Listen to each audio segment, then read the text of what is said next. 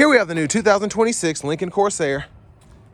Now this one comes in the Grand Touring trim level, so that makes it a plug-in hybrid. Grand Touring 1, Harbor Gray metallic clear coat is the paint, and then we have smoked truffle leather interior. And the powertrain consists of a 2.5 liter naturally aspirated 4-cylinder hybrid engine, made it with a CVT. Front end here, we do get our LED headlamps along with the LED daytime running lights. The lights don't dance like that. That's just how my camera's picking them up. But I really like the Grand Touring Corsairs. They just look so good, so sleek, and just a nice overall presence in them, I think. Down here to these wheels, these are gonna be 20-inch aluminum. Here's where you would plug in. You can get up to 27 miles on a full charge with the plug-in hybrid battery. So you can hook that up to a 110, probably charge it overnight. Passive keyless entry on all 4 doors. Lumbar support, back seat bottom is all power, memory seat functions. And then we get one-touch up and down windows on all 4 doors. Power mirror controls that power fold, and they do have blind spot monitors in them. And then our rear window lockouts there, and then our power door lock controls here. Bottle holders, lift gate, gas cap release, headlamp controls. Hit this twice to get access to the engine bay. And there's a look at the driver's seat right there. But I want to give a huge thanks to Lincoln of Franklin here in Franklin, Tennessee for allowing me to review this Corsair today. I'll leave a link below in the description. If you're looking to find the best price on one of these closer to home, click that second link down below. It takes just a minute to fill out your information, and I'll make sure the local dealers are fighting to get you the best price on this or whatever new vehicle you might be interested in. Sorry for the wind noise if that's coming through. I have the seat up front adjusted for someone of my size, being 6'3" with longer legs, so we're gonna check out this rear seat space.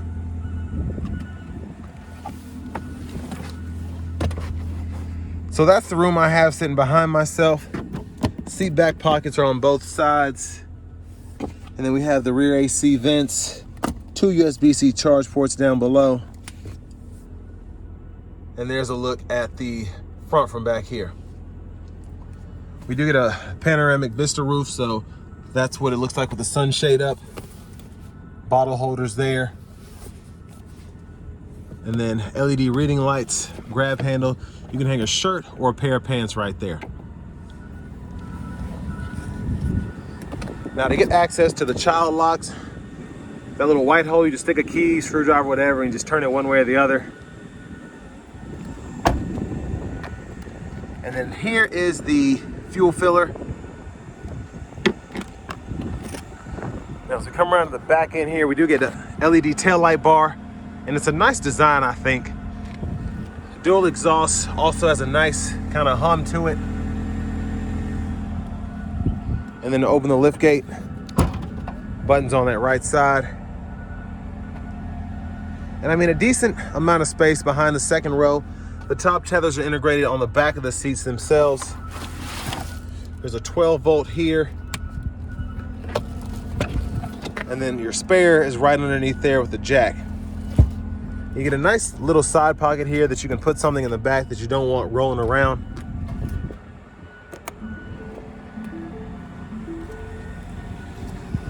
Now, as we come around to this rear passenger seat, there's a look, and then you have your lower anchors for the car seat there. You can pull this to fold the seat flat, and then pretty easy to just pop it back into place here. And you have a little bit of a recline there if you want to use that.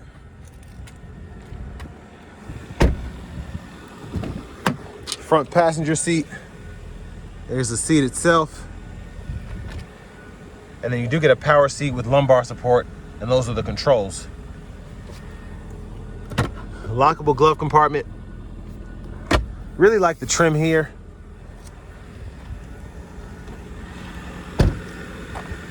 And as we come back around to the front, since I've already hit that latch twice, I can just pop this up. And there's that 2.5 liter naturally aspirated 4-cylinder hybrid engine. I knew I was gonna do that.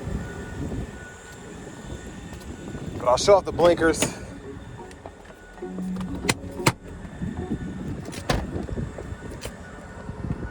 So there's a look at the back there. It doesn't dance like that. That's how my camera's picking up the LEDs again.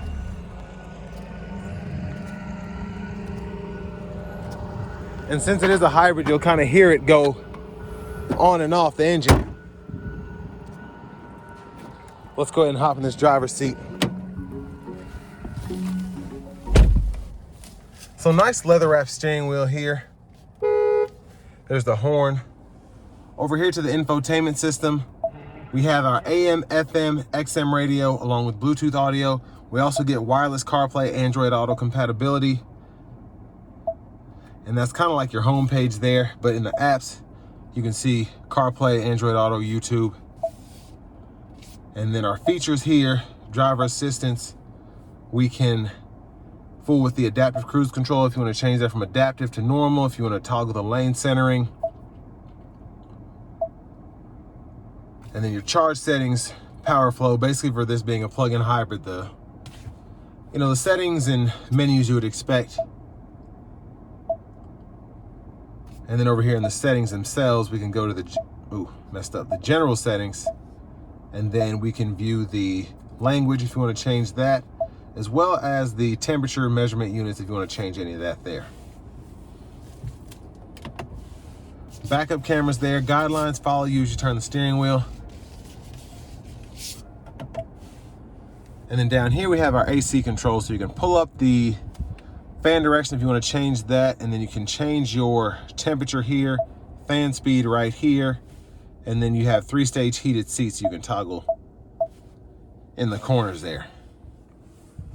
Now for the shifter, park, reverse, neutral, drive, and then down here, hit this button and it'll pull up your parking sensors if you want to turn those on or off. And then you have your camera. You don't have to be in reverse to pull that up. And then your hazards are here, calm screen, traction control, and then you have your defroster there. Volume knob, turn that up or down, click to turn the audio off. Now down here, you have a 12 volt as well as a USB-A and a USB-C duo that connects directly to the radio, and you can stow all that away if you want to, and this kind of becomes a bigger placemat, I guess. Your bottle holders are here, and then you have your electronic parking brake, pull up to engage, hit the brake, press down to disengage.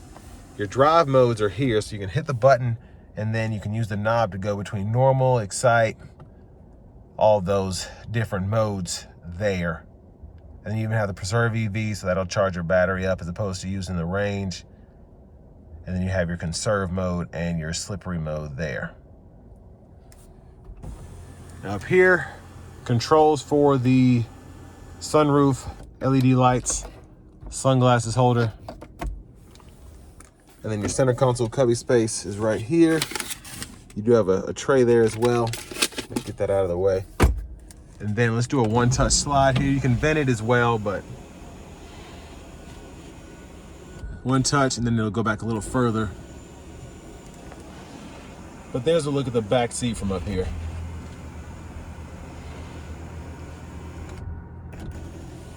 Been having trouble with these today, not wanting to close all the way. I don't know why. Just have to hold it still. And then vanity mirror here.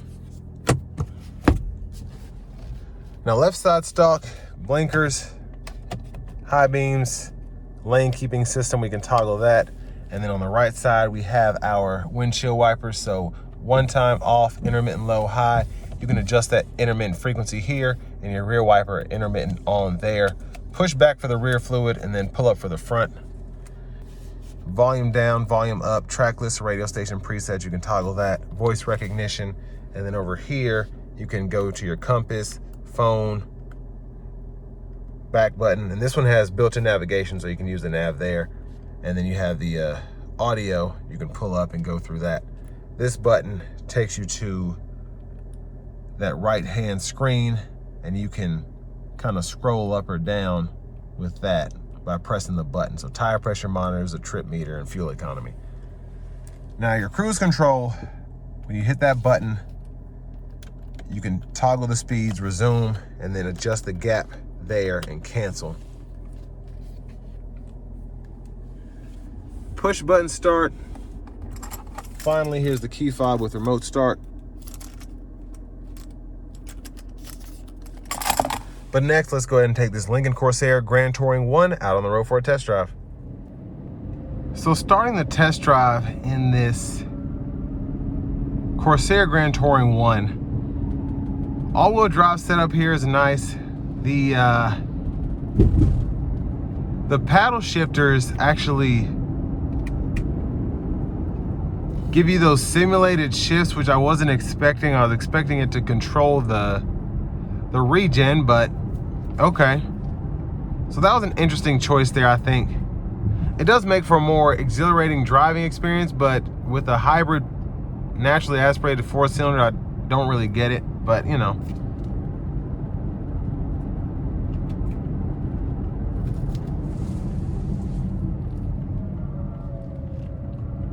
Now, in terms of how easy the vehicle is to drive, I actually enjoy the overall driving experience here. There's not too much going on. It's not necessarily slow in this conserve mode. It gets up to speed very naturally, but it's also not trying to do too much. And I like that about the hybrid setup here, particularly because it's able to get up to speed. It's able to kind of recoup the battery as you're driving. And in the plug-in setup, when you're driving with that 27 miles of range in the EV mode, you're really able to maximize that mileage based on how you drive the vehicle.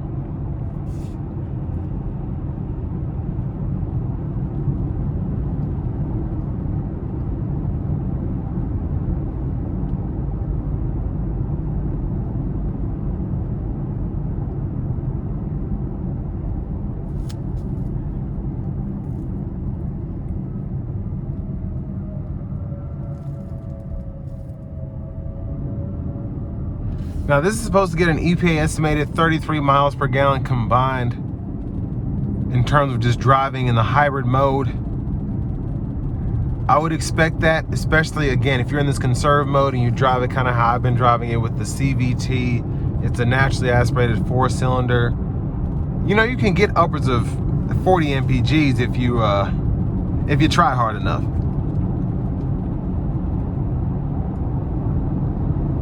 Now, I do wish I was able to really recoup with this regen braking. I don't know if there's maybe a setting in the screen. I don't think there is, but that's just kind of annoying for me. You have the save or preserve EV mode, so you can do that, but there's really not a regen mode that I'm aware of where you can maximize and you get that kind of pull from the electric motors, you know, that you expect in pretty much every other hybrid vehicle. And I do feel like this is one of those instances where Lincoln might have messed up, because the paddle shifters, I don't really want that to be a more sporty driving feel with the plug-in hybrid. You can throw them on at any moment. And I mean, it is nice, but if I'm in a hybrid, I would rather be able to control the regenerative braking as opposed to having the paddle shifters. That's just me.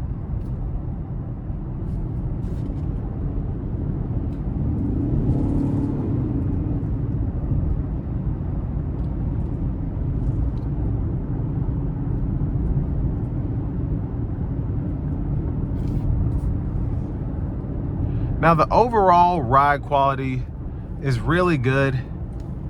I like the feeling of the braking, even though you do have a little bit of regen there to charge that battery back up. It's not like a, you know, an easy to tell balance there. So I can't really tell when the brakes go from the regen to when you're almost about to stop and then the friction picks up or whatever. But it's a really good driving experience. It's what you expect. This is basically the same platform as the Ford Escape, and the Ford Escape hybrids, the plug-in hybrids, I find them to be very, very nice. And this one is very nice as well. It drives nicely. It feels good behind the wheel. The space for me could be a little bit better, but I mean, you can only get so much. You're getting 40 miles per gallon in the city with an SUV, so. And I just think for the price point, you have to really want something like this. You have to want a hybrid, you want a Lincoln, because this isn't cheap. Most hybrid buyers, aren't exceptionally frugal, so they're gonna want something that's a bit less costly. And with this one just being the Grand Touring 1 trim, these can get even more expensive as you go up in options and features.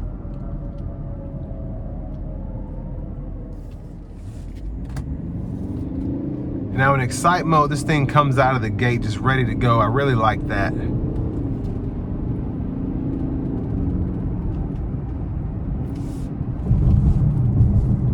I'm gonna try to give it a pull here.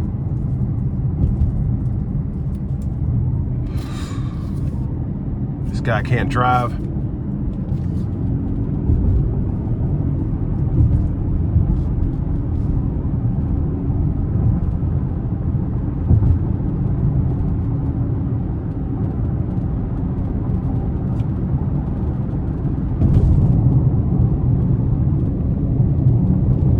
Here we go.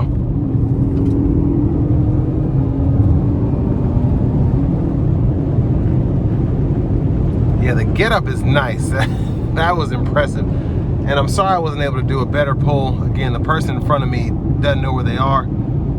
I should have had more room than that, but it's a very, very quick vehicle when you kind of put your foot into it.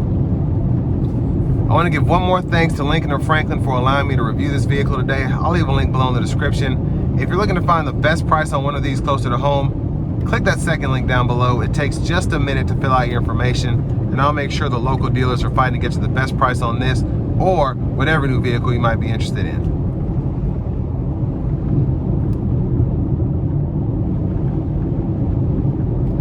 But I love having the lane keeping system, the adaptive cruise. That's just awesome to have for longer rides where you're getting that 30+ miles per gallon on the highway. And final thoughts on this, I just think it's one of those niche vehicles, but you know, everything's basically 60 grand for an SUV now anyway, so why not get something that's a little smaller, much nicer, better fuel economy, and it'll put a smile on your face whenever you're driving it. It's very elegant in that sense, and it's not necessarily slow. It is a hybrid. It's not necessarily a hybrid that's performance based, but it does have some pickup when you need it. It's got great fuel economy when you need it, and it's certainly comfortable and easy to drive. And if you're in the market for something like this, you know, that's always close to the top of the list in terms of what you need. So all that being said, this will bring me to the end of my review of this 2026 Lincoln Corsair Grand Touring 1.